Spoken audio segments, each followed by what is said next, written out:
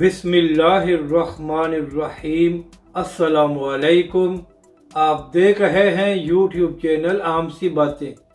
पेशावर की मस्जिद में धमाका, शहादतों में इजाफे का खदशा, तहरीक लब्बैक और अल्लामा साद हुसैन रिजवी का कारकुनों के नाम अहम पैगाम।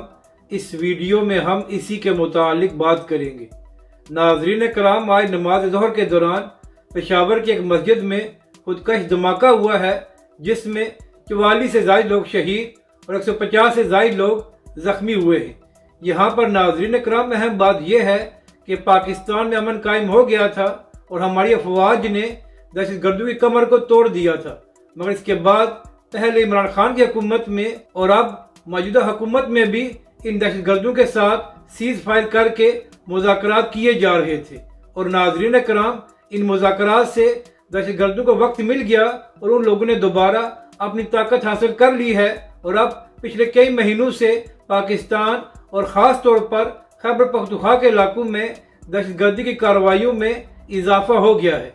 तो नाज़रीन कराम, यहाँ पर मेरा सवाल हुक्मरानों और ताकत रखने वाले इदारों से है कि जिन लोगों ने 70,000 पाकिस्तानी को शहीद किया, हमारी मसाजिद, मदारस और इमाम बारगाहों में धमाके किए, आखिर उनके साथ क्यों मुज़ाकरात किए जा रहे हैं?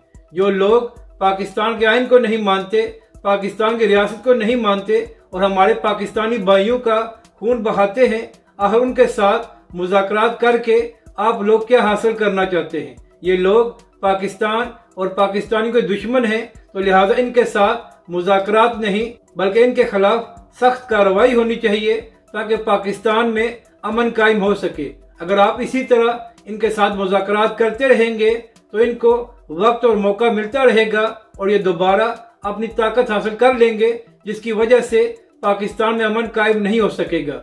अब नाज़रीन कराम, जो लोग जख्मी हुए हैं उनमें से बहुत से लोगों को खून की ज़रूरत थी, तो इसी हवाले से तहरीक लब्बैक पाकिस्तान और अल्लामा साद हुसैन रिजवी ने अपने कारकुनों को हिदायत की है जो पेशावर में रहते हैं कि हॉस्पिटल जाकर खून का अतिया दें ताकि अपने भाइयों की जान को बचा सके। इसके बाद अल्लामा साद हुसैन रिजवी और तहरीक लब्बैक पाकिस्तान ने इस वाक़े और इस हमले की शदीद मज़म्मत की है और मुतालबा किया है कि जिन लोगों ने यह कार्रवाई की है उनके खिलाफ सख्त एक्शन लिया जाए। तो नाज़रीन कराम, अगर हमारे हुक्मरानों ने अभी भी आंखें ना खोली और इन दहशतगर्दों के साथ मुज़ाकरात जारी रखे तो फिर खुदा न खास्ता इसी तरह के हमले होते रहेंगे और हमारे पाकिस्तानी भाइयों का खून बहता रहेगा। तो लिहाजा आज वक्त है कि इनसे तमाम मुज़ाकरात ख़त्म करके इनके खिलाफ हतमी और फैसलाकुन कार्रवाई की जाए ताकि ये लोग जड़ से उखड़ जाएं और हमेशा के लिए पाकिस्तान में अमन कायम हो सके।